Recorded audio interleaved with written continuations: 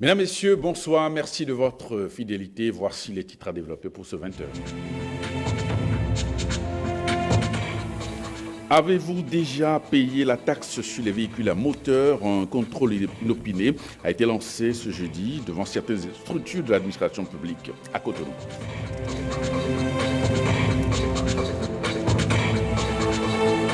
Le Conseil national du patronat, à l'heure du bilan, le bureau exécutif de l'institution a fait le point de ses activités.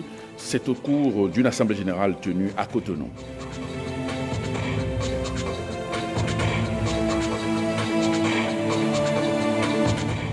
Le renforcement du système éducatif, le ministre en charge de l'enseignement secondaire a remis officiellement les clés des classes construites dans le cadre du projet PAES dans l'Atlantique.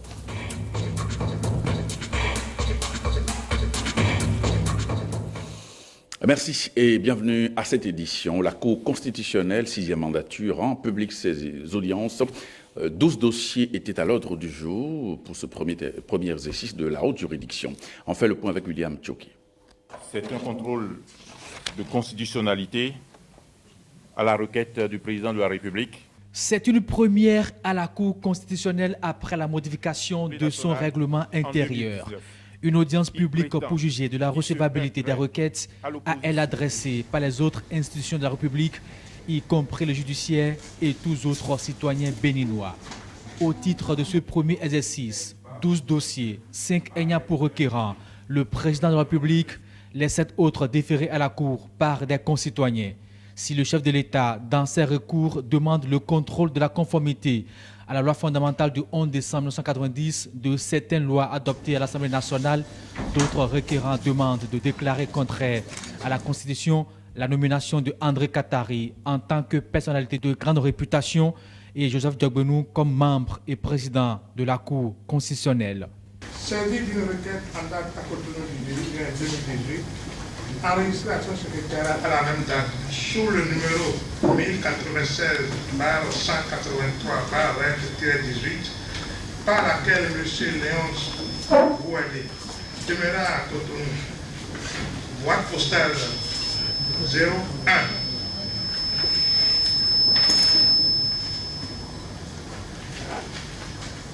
DP 3567 forme un recours pour voir déclarer contraire à la Constitution la nomination de M.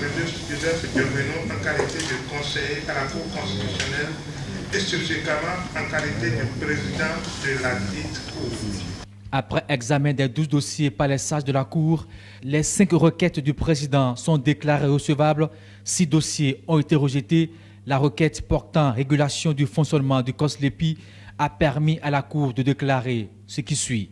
Vu les articles 219, dernier alinéa, et 269 du Code électoral, considérant que le COSLEPI, organe chargé de la supervision de l'actualisation annuelle de la liste électorale permanente et informatisée, se met en place chaque année du 1er juillet au 31 janvier de l'année suivante, que si les circonstances n'ont pas permis l'installation à temps du COSLEPI de 2017, cette situation ne saurait se perpétuer contra legem et impacter sur les années suivantes, qu'il s'ensuit que le mandat en cours ne saurait se poursuivre au-delà de la date légale d'installation du COSLEPI de 2018, qu'il y a lieu de décider que le mandat du COSLEPI installé le 8 mai 2018 au titre de l'année 2017 prend impérativement fin le 30 juin 2018.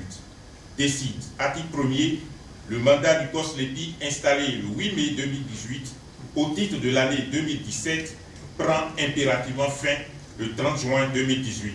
C'est donc parti pour des audiences publiques de jugement à la Cour constitutionnelle, une nouveauté introduite par les 7 sages de la 6e mandature.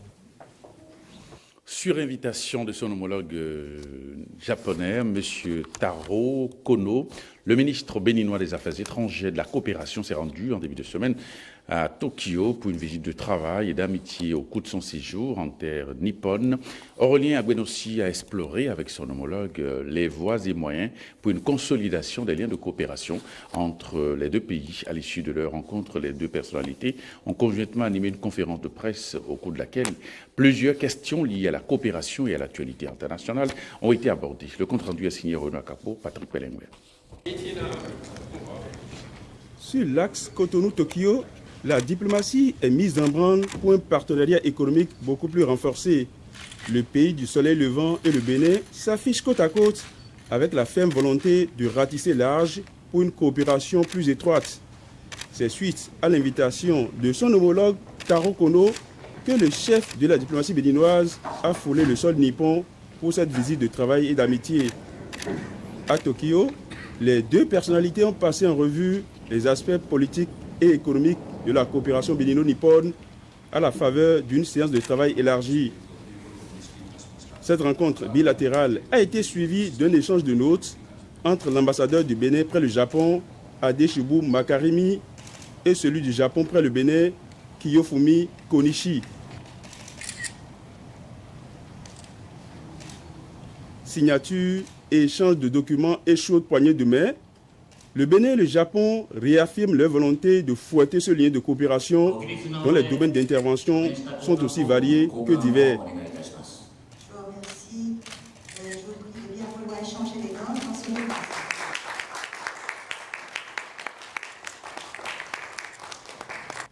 Dernière ligne droite de cette visite, avec une conférence de presse conjointe, le chef de la diplomatie béninoise et son homologue japonais ont exprimé leur convergence de vues sur plusieurs sujets. Je voudrais exprimer mes sentiments de bienvenue à M. Aurélien Agbenossi, ministre des Affaires étrangères et de la coopération. C'est la troisième fois que je le rencontre après avoir rencontré l'année dernière à Maputo et aussi à l'Assemblée générale de l'ONU. Nous partageons, le Japon et le Bénin, les mêmes valeurs universelles, à savoir la liberté, la démocratie, le droit de l'homme et le respect de l'état de droit. Et nous avons pu insérer un message très fort de coopération, non seulement bilatérale, mais au niveau international, à notre communiqué commun. Le Bénin est un pays très important pour mener à bien la conception de l'anneau de la croissance en Afrique de l'Ouest. Et dans ce cadre, le Japon va soutenir les efforts de développement économique et social du Bénin. Dans ce cadre, une note officielle de l'aide alimentaire pour améliorer la sécurité alimentaire a été signée et échangée. Les questions liées à l'actualité internationale n'ont pas été occultées au cours de cette conférence de presse. Monsieur Agbenossi va exprimer son soutien de son pays et pour que le Japon soit choisi comme pays permanent du Conseil de sécurité de l'ONU, mais aussi concernant l'élection des membres non permanents du Conseil de sécurité prévu pour 2022. Il m'a également exprimé son soutien à la candidature d'Osaka pour l'exposition universelle de 2025. Je remercie de fond de mon cœur au gouvernement de Bénin pour sa confiance à l'égard du Japon. Je voudrais aussi apprécier hautement que Bénin est l'un des membres de la proposition concernant la résolution de la situation en Corée du Nord en matière de droits de l'homme. Bénin fait partie de cette proposition. J'attends beaucoup, pendant le dîner qui suit cette conférence de presse, que nous puissions parler plus profondément sur la situation de l'Asie de l'Est, ainsi que la situation et les défis en matière de sécurité maritime.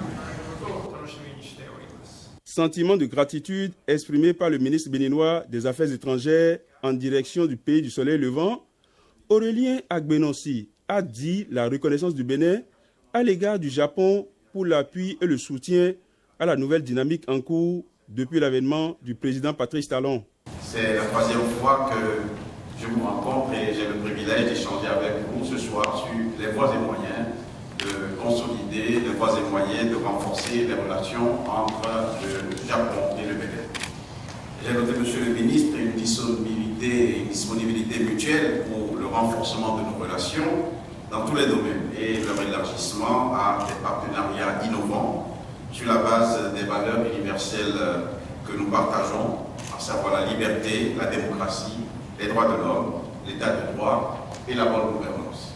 Je voudrais ici saluer les efforts soutenus du Japon pour le développement de l'Afrique à travers notamment la TICAD qui est ce forum de partenariat reconnu pour son ouverture, son inclusivité, sa transparence, et j'ai exprimé à M.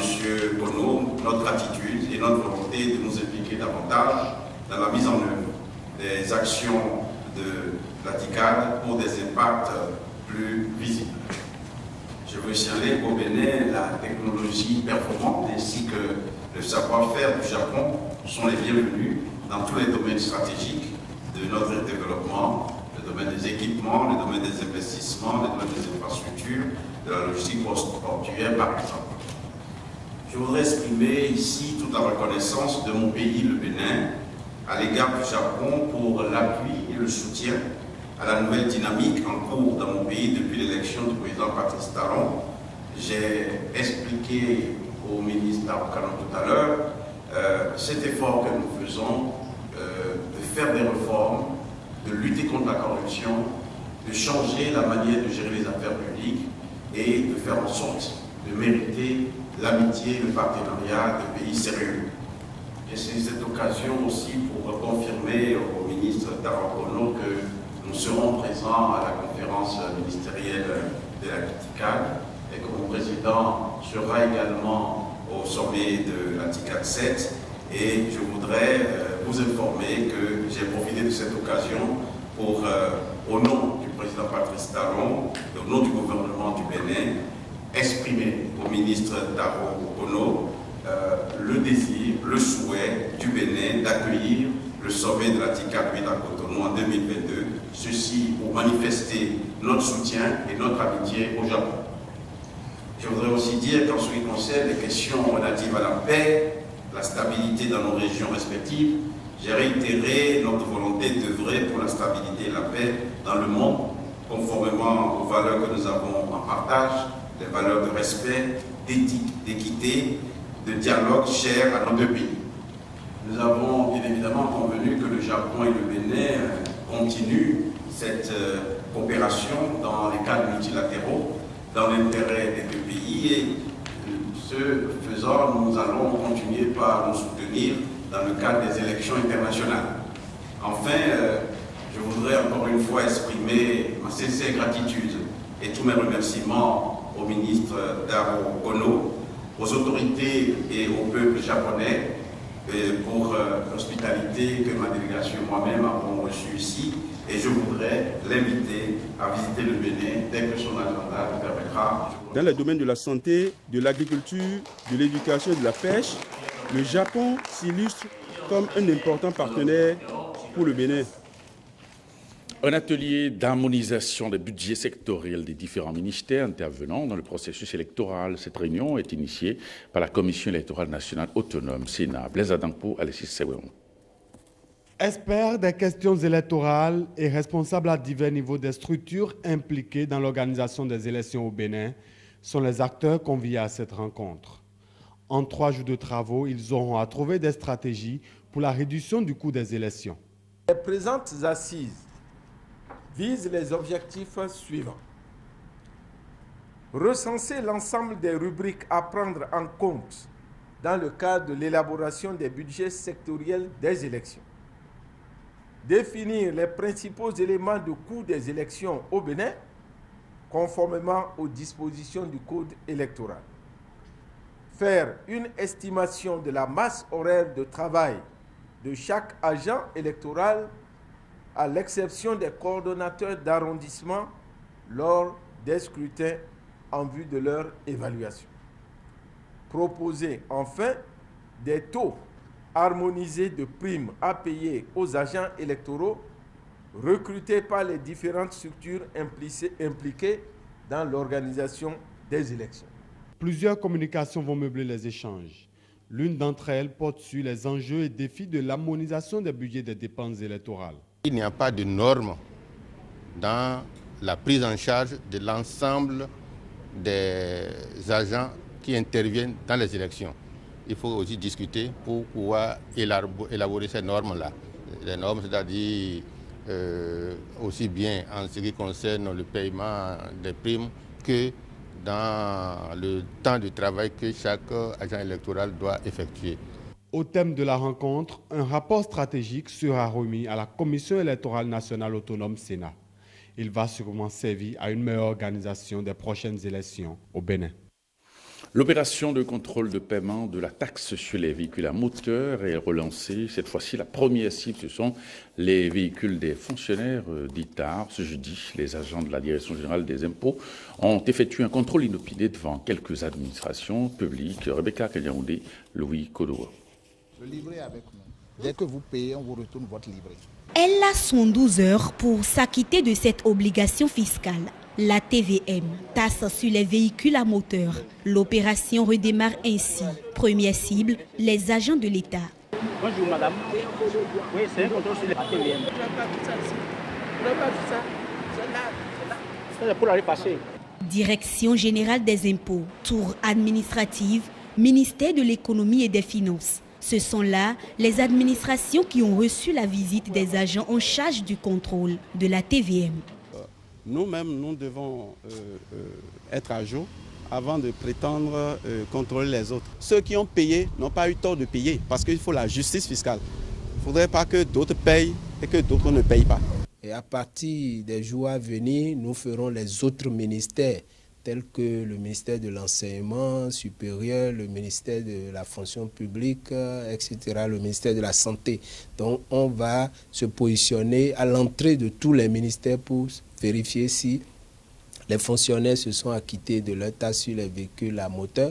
Au même moment, les collègues qui sont à l'intérieur du pays vont continuer le contrôle devant les banques, dans les commerces et un peu partout sur le territoire national. La taxe sur les véhicules à moteur est exigible au 31 mars de chaque année. Elle permet de renflouer les caisses de l'État. On doit payer les impôts. Ce n'est pas facile, mais on doit faire l'effort de payer les impôts. Si on réclame par exemple 20 000 francs, 30 000 francs pour une taxe de véhicule, bon, j'estime qu'on doit quand même faire l'effort parce que c'est au vu de ça que nous avons les infrastructures, nous avons les routes.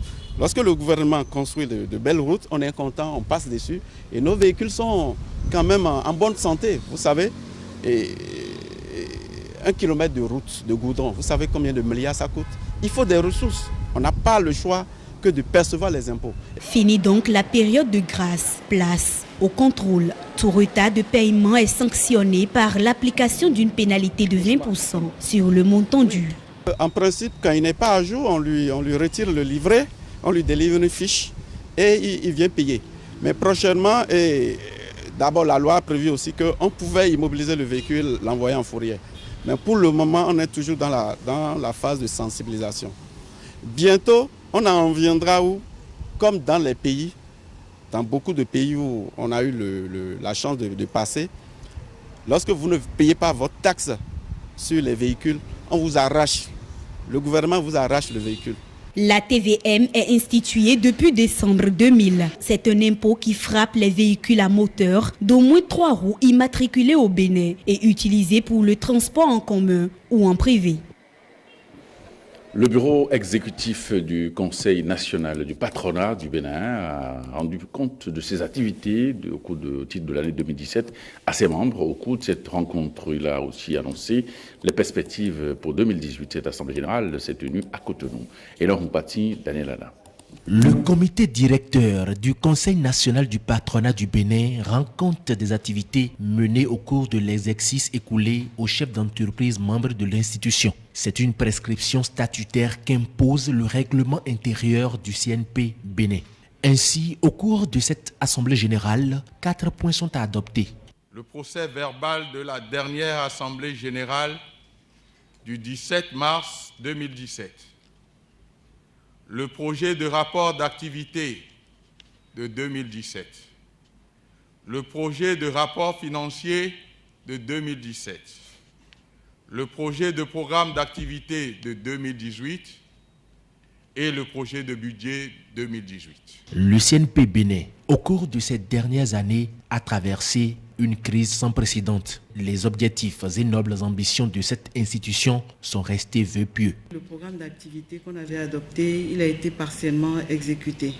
Bon, tout ça, c'est dû à la faible mobilisation des ressources financières, mais aussi à la réticence des membres pour y prendre part. Donc, il n'y a pas eu de paiement par rapport aux cotisations. Et puis, il y a une tension économique qui fait que les chefs d'entreprise ne sont pas tellement enclins à aller forcément dans des regroupements. Malgré ces difficultés, le premier responsable du CNP fonde son espoir sur le dialogue public-privé. Ne nous décourageons pas. Seul le dialogue social, le dialogue public-privé pourra nous aider à rétablir une confiance réciproque entre le pouvoir public et le secteur privé. Nous devons donc tous nous y atteler pour redonner une visibilité à notre institution et jouer pleinement notre rôle de partenaire privilégié du gouvernement. Le CNP a connu aussi des moments de succès. Il a été retenu pour être membre suppléant du conseil d'administration du BIT, Bureau international du travail.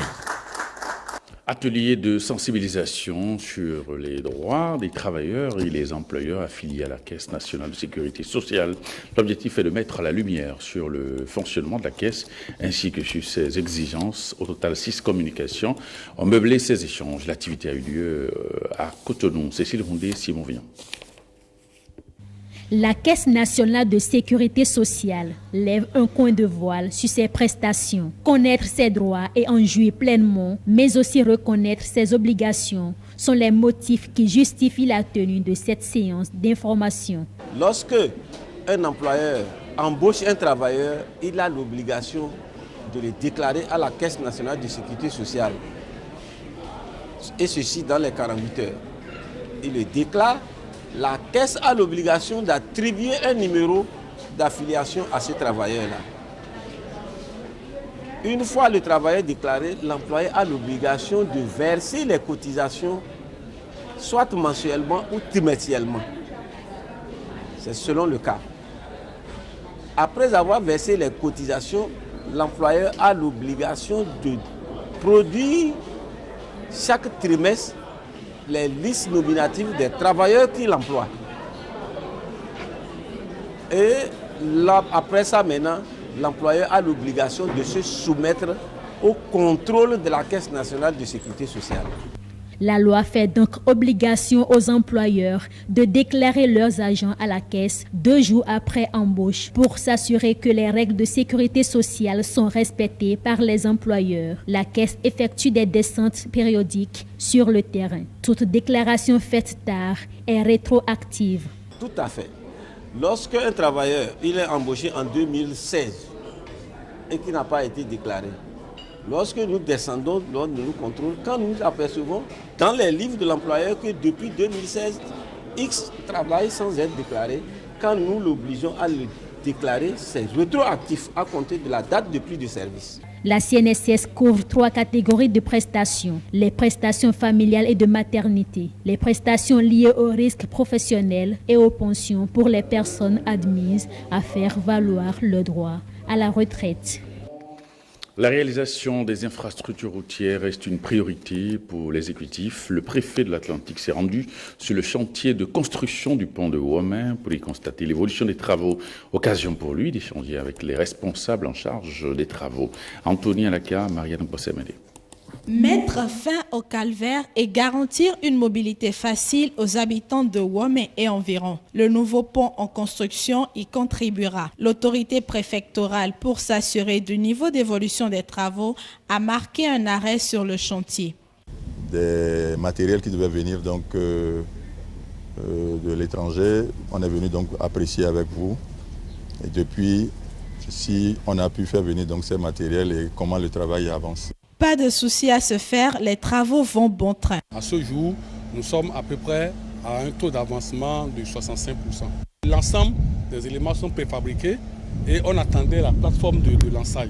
Cette plateforme est aujourd'hui sur le chantier. À partir de ce moment, nous avançons à une cadence régulière. Donc nous sommes à un planning de une travée par semaine, ce qui nous amène à tenir dans le délai contractuel. Les choses évoluent normalement et nous tenons dans le délai. Donc le chantier sera livré à bonne date. En décembre, ce qui est sûr, on va passer sur le pont. Satisfait, le préfet invite les citoyens de la localité à plus de patience. Pendant longtemps, c'est un chantier qui a été bloqué. Et il a fallu l'avènement de la rupture pour qu'on change d'approche. Et aujourd'hui, vous avez constaté par vous-même que ça avance. Et je constate que les engagements sont tenus. Je voudrais les féliciter au nom du chef de l'État et au nom du gouvernement, leur souhaiter du courage et dire aux populations qu'ils peuvent compter sur ce que, en décembre, ils pourront passer sur ce pont pour fêter. D'une longueur de 326 mètres au total et 11 mètres de largeur, le pont de Womé est mixte, fait de métal et de béton. Et dispose de 150 mètres de voies d'accès pavées de part et d'autre. D'un chantier à un autre, le préfet de l'Atlantique a fait une descente accompagnée des agents de la police républicaine dans les marchés de Kokotomé et Kokokodji. La finalité, sensibiliser les usagers et essayer de remettre de l'ordre sur place. On fait le point avec Marianne Gouassemede et Anthony Alaka. Sensibiliser les femmes du marché de Kokotomé et s'enquérir des difficultés rencontrées dans ce nouvel espace de vente. Le préfet de l'Atlantique l'a traduit en actes, un geste apprécié des occupantes. On a des hangars bien construites, mais on a les lampadaires qui éclairent bien. On a des pavés aussi, mais oui, les latrines, les douches, on a tout ici. Mais les bonnes dames ne veulent pas venir. La délégation s'est ensuite dirigée vers l'ancien marché de Kokotomé. Ici, l'ambiance n'est pas à la réjouissance.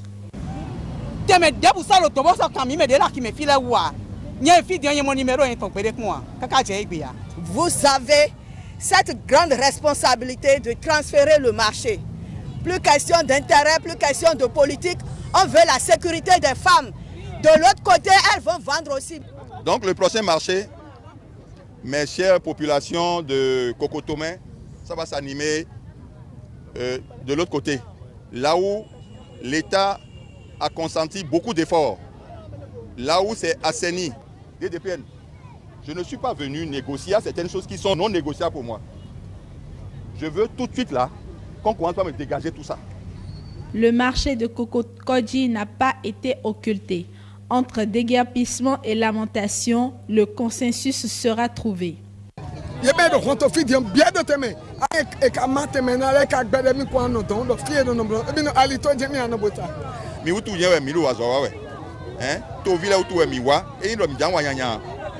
Quoi qu'il faut qu'on parle à nos bonnes femmes, qu'on les accompagne, qu'on les explique que c'est pour leur bien.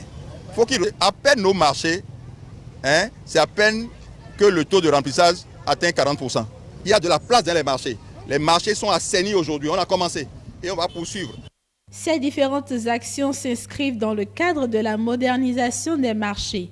La police républicaine départementale instruite poursuivra la répression.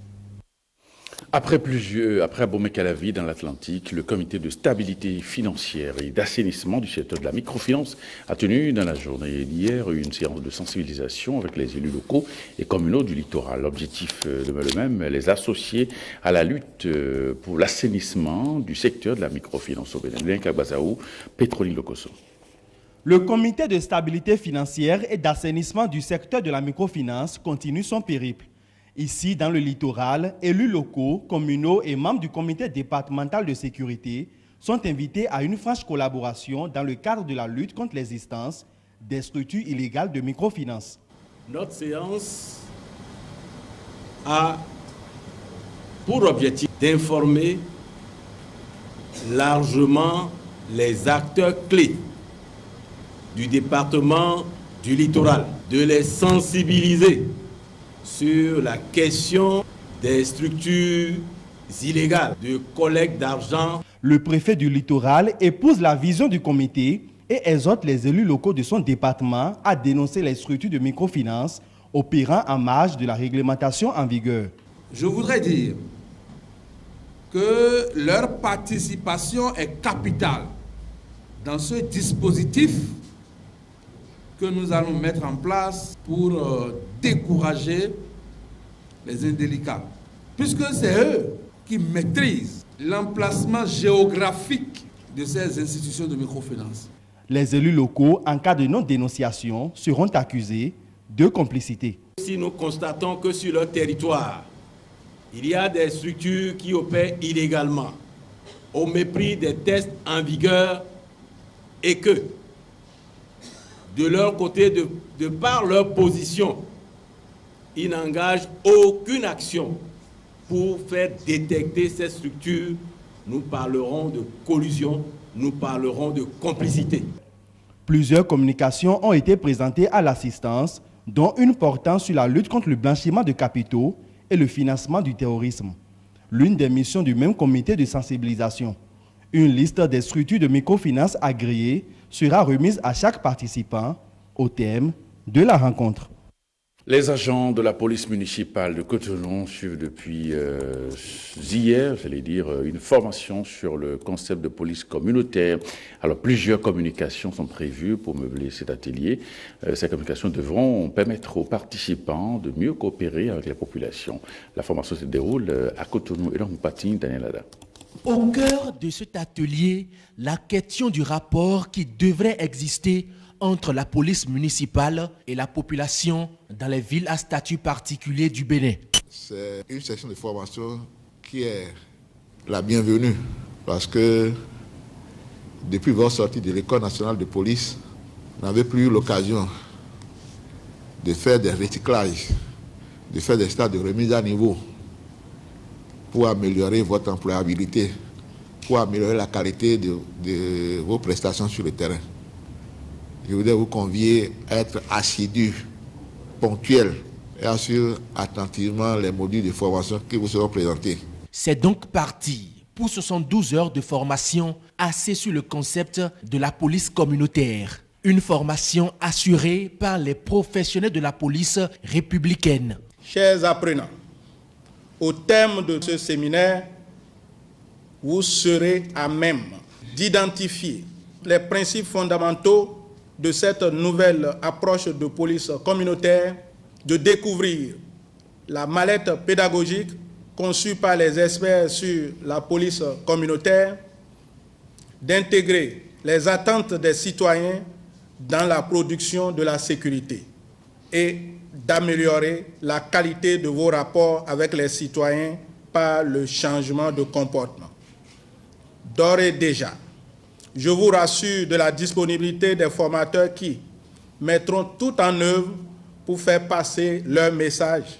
Je vous exhorte à être très assidus afin de tirer grand profit des enseignements qui vous seront dispensés.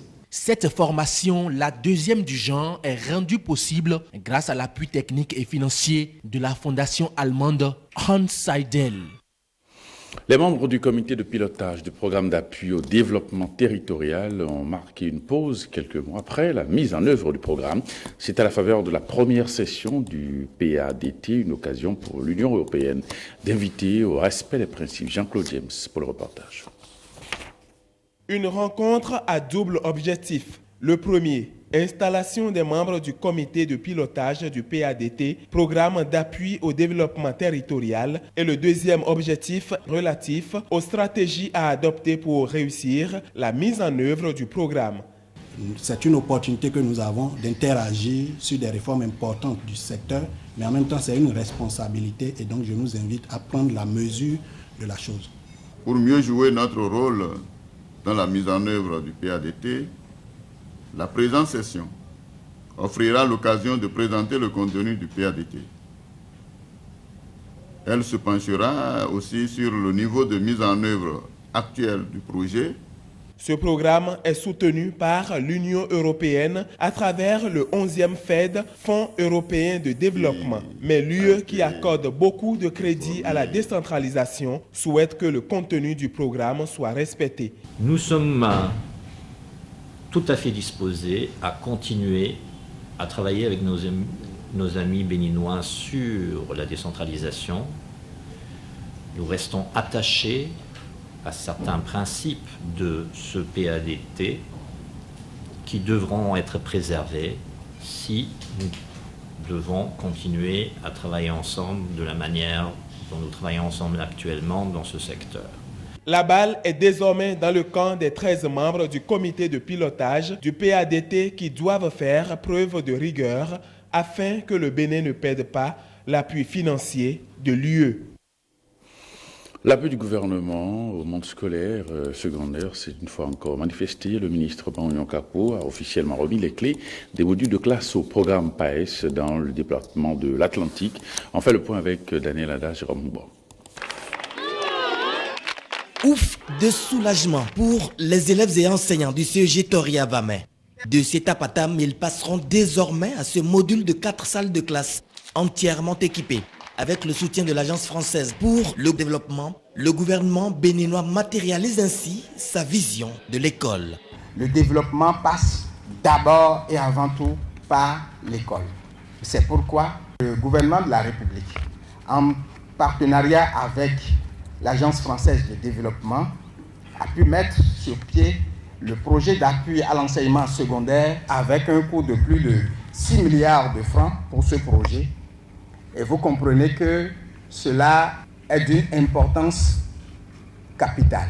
19 autres modules de 4 salles de classe sont également achevés et réceptionnés au cours de ce mois de juin. Les modules encore en cours d'exécution, soit 7 au total, sont à un niveau d'achèvement avancé et pourront être réceptionnés pendant le mois de juillet 2018. La joie des bénéficiaires est grande, surtout en raison de cette doléance en cours de satisfaction. Nous demandons alors au directeur départemental de faire le nécessaire pour qu'à la rentrée prochaine, nous puissions doter cet établissement-ci de second cycle. Je voudrais d'abord demander à toutes les communautés scolaires qui sont en train de bénéficier de ces 3 modules dans notre commune et même à la communauté d'Agbanto qui est dans Kbamansé de faire très bon usage de joyaux qu'on vient de mettre à leur disposition. Mon message au gouvernement, c'est d'abord lui dire mes remerciements et dire que nos bras sont ouverts et que nous attendons qu'ils viennent soulager d'autres communautés scolaires. Après le CEG à Gon pour le même exercice, c'est à Sékou dans la commune de Tofo que le ministre a remis les clés de 2 modules de 4 salles de classe chacun. C'est un signal fort de la volonté de notre cher président de la République à promouvoir effectivement l'excellence dans notre cher et beau pays le Bénin. Excellence, monsieur le ministre, chers invités par ma voix, tous les élèves du Bénin en général, ceux de Sékou, d'Alada et d'Awanozou en particulier, vous disent un sincère merci et vous promettent d'en faire un bon usage. C'est une nouvelle ère éducative qui s'ouvre où Maounyon Kakpo encourage à aller vers la formation professionnelle. Lorsque nous observons notre système éducatif, nous constatons que nous formons plus de 90% de gens qui sont diplômés, mais qui ne peuvent pas faire grand-chose avec leurs mains, qui ne sont pas des gens de métier. Alors qu'en réalité, le développement économique, le développement d'un pays passe également et avant tout par le développement de la formation professionnelle. Cette tournée d'inauguration du projet d'appui à l'enseignement secondaire au Bénin PASB se poursuit à l'intérieur du pays. Les représentants de Coris Bank étaient hier à Tori, à Zorhwe, à Lito, à l'orphelinat Fontaine Divine et à Tori Acadiamé, à l'orphelinat Sainte Claudia. Les responsables de la banque sont allés soutenir les pensionnaires des 2 orphelinats avec des vivres. Les enfants en ont profité pour leur présenter une liste de doléances. Le compte-rendu de l'activité avec Ghislain Pouguet et Brice Thibozo. La joie à l'orphelinat Fontaine Divine. Le directeur général de Coris Bank, accompagné de quelques-uns de ses collaborateurs, est venu à l'orphelinat les bras chargés, des bidons d'huile, des sacs de riz et beaucoup d'autres vivres pour ses enfants sans parents proches. Votre présence parmi nous en ce jour est preuve de cet amour infini que le bon Dieu nous manifeste à chaque instant de notre existence. Merci. Il profite de l'occasion pour demander à être parrainé. Je vous prie intensement d'être pour nous désormais comme des mamans et des papas et de nous parrainer. Les nombreuses difficultés de la Fontaine Divine ont été exposées pour lancer un appel au soutien. Nous aurions besoin de votre assistance pour les différents stages de vos enfants et de nos enfants. Votre soutien pour la création des activités, sources de revenus pour l'autonomie financière, votre soutien pour la construction d'un dortoir pour séparer les garçons des filles. Cap est mis ensuite sur l'orphelinat Sainte-Claudia. Ici aussi, les enfants ont accueilli leurs hôtes avec joie et demandé l'appui de la banque pour avoir plus de mobilier. Nous n'avons pas assez de mobilier dans notre réfectoire et dans nos chambres. Mais aujourd'hui, nous en sommes fiers et très contents de votre visite pour nous avoir approvisionnés énormément en denrées alimentaires et autres. Avec émotion, le directeur général de Cory Bank promet encore plus de soutien aux enfants de la Fontaine Divine et de Sainte-Claudia.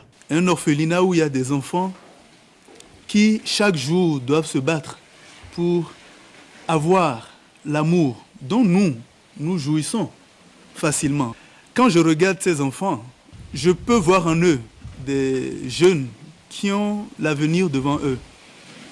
Des jeunes qui, si nous leur donnons un coup de pouce, peuvent aller loin.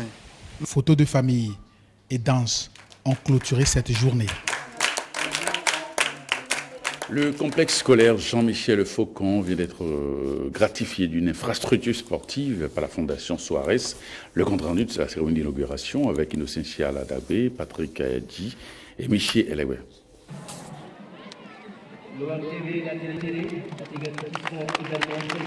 Voilà le geste qui symbolise la mise en service de ce joyau.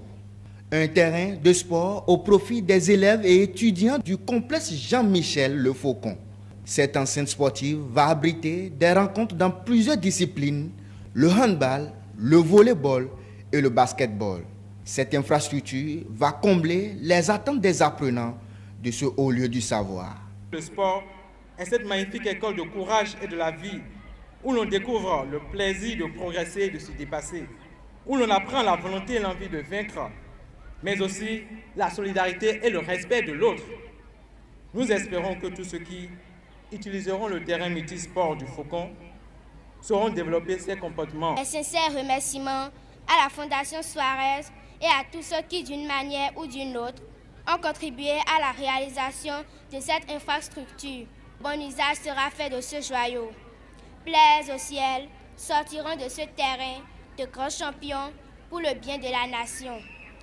Longue vie à la Fondation Suarez. Le gouvernement du Nouveau Départ, dans son programme d'action, a réservé une place de choix au projet des classes sportives. Le chef de l'État, à travers ce ministre, a œuvré pour que dans notre commune, que les encadreurs sportifs soient déployés pour former vos enfants. Au nom du ministre du Tourisme, de la Culture et des Sports, nous soutenons fortement cette initiative et nous allons rendre fidèlement à l'autorité pour qu'un accompagnement conséquent soit fait au niveau à l'endroit du moins de la Fondation Suarez. À l'occasion, le nouveau terrain a abrité 2 matchs de handball.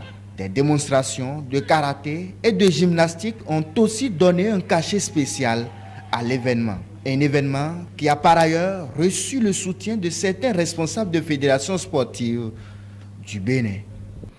Eh bien, ce jeu-là se referme. Merci pour votre fidélité et à très bientôt.